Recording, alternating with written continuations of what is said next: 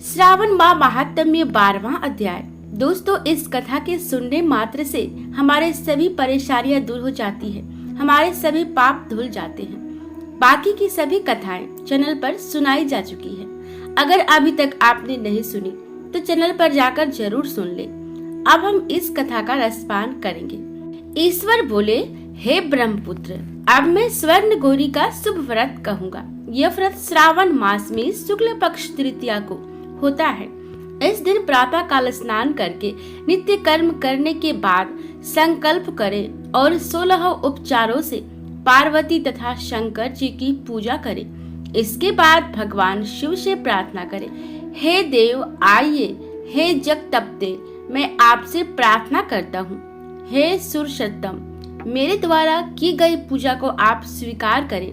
इस दिन भवानी पार्वती की प्रसन्नता और व्रत की पूर्णता के लिए दाम्पत्यों को 16 वायान प्रदान करें और द्विज श्रेष्ठ की प्रसन्नता के लिए मैं यह वायान करता हूँ, ऐसा कहें। चावल के चूर्ण के 16 पकवानों से 16 बांस की टोकरियों को भरकर तथा उन्हें वस्त्र आदि से युक्त करें और पुनः 16 द्विज दंपतियों को बुलाकर इस प्रकार कहते हुए प्रदान करें, व्रत की संपूर्णता के लिए मैं ब्राह्मणों को यह प्रदान कर रहा हूँ। मेरे कार्य की समृद्धि के लिए सुंदर अलंकारों से विभूषित तथा पतिव्रत्य से सुशोभित ये शोभामयी सुहागिन स्त्रियां इन्हें ग्रहण करें। इस प्रकार 16 वर्ष अथवा 8 वर्ष या 4 वर्ष या 1 वर्ष तक इस व्रत को करके शीघ्र ही इसका उद्यापन कर देना चाहिए।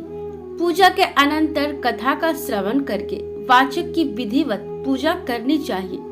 सनत कुमार बोले, हे प्रभु, इस व्रत को सर्वप्रथम किसने किया, इसका महात्म्य कैसा है और इसका उद्यापन किस प्रकार करना चाहिए, वह सब आप मुझे बताइए। ईश्वर बोले, हे महाभाग, आपने उत्तम बात पूछी है।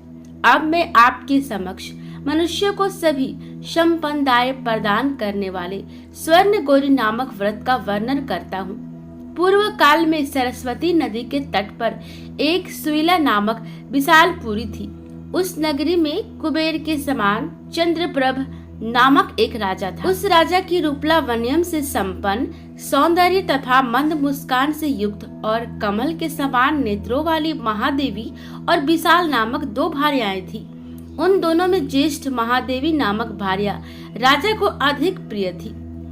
आखेट करने में आसक्त मन वाले वे राजा किसी समय वन में गए और सिंहों, सरदुलों, सुकरों, वन्य भैंसों तथा हाथियों को मारकर प्यास से आकुल होकर उस घोर वन में इधर उधर भ्रमण करते रहे। राजा ने उस वन में चकवा, चकवी तथा बतकों से युक्त भ्रमरों तथा पीकों से समन्वित और विकसित मल्लिका, चमेली, कुमुद तथा कमल से सुशोभित अप्सराओं का एक सुंदर सरोवर देखा।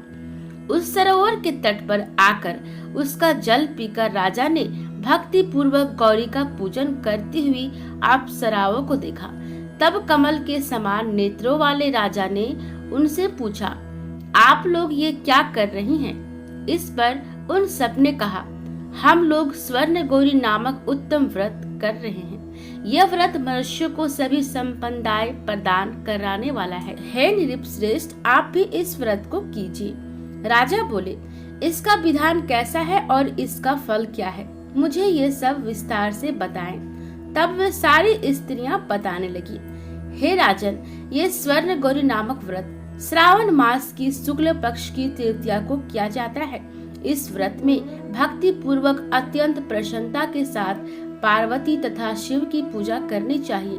पुरुष को 16 तारों वाला एक डोरा दाहिने हाथ में बांधना चाहिए। स्त्रियों के लिए बाएं हाथ में या गले में इस डोरे को बांधना चाहिए।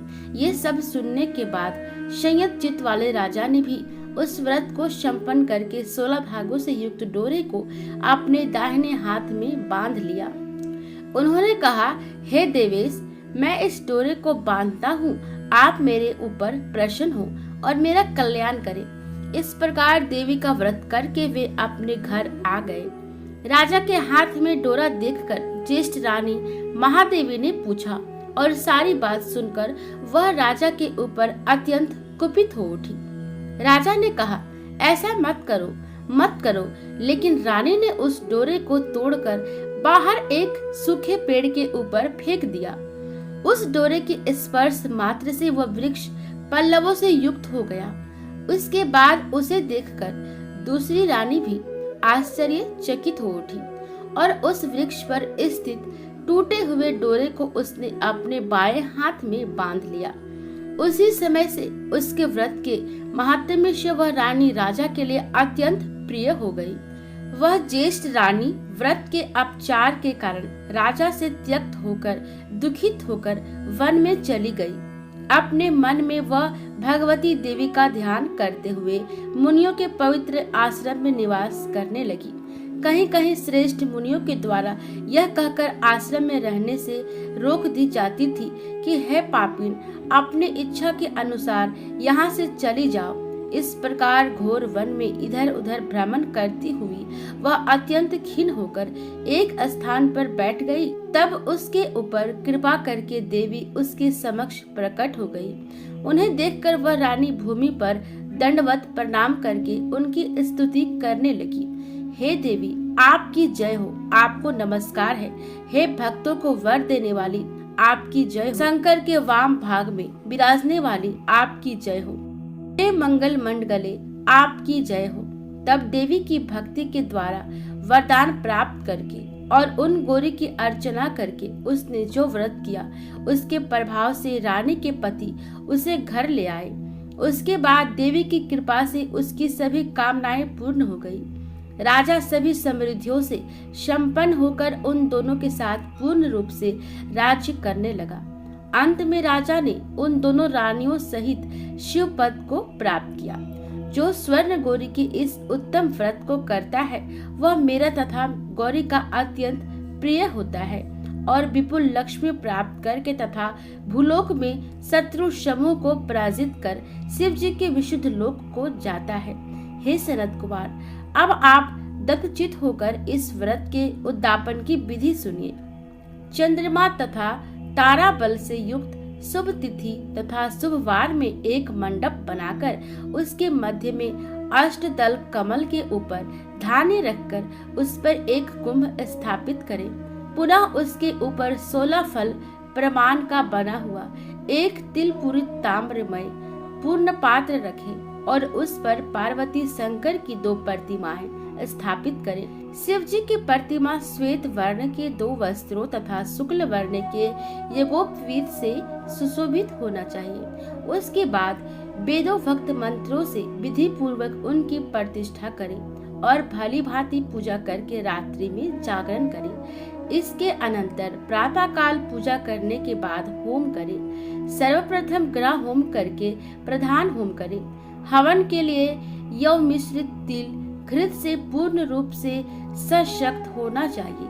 1000 अथवा 100 आहुति डालना चाहिए। उसके बाद वस्त्र अलंकार तथा गौ के द्वारा आचार्य की पूजा करनी चाहिए और वायन प्रदान करना चाहिए। इसके बाद ब्राह्मणों को भोजन कराना चाहिए। साथ ही 16 दाम्पत्यों को भी भोजन कराना चाहिए। अपने द्रव्य सामर्थ्य के अनुसार उन्हें भूयसु दक्षिणा देनी चाहिए।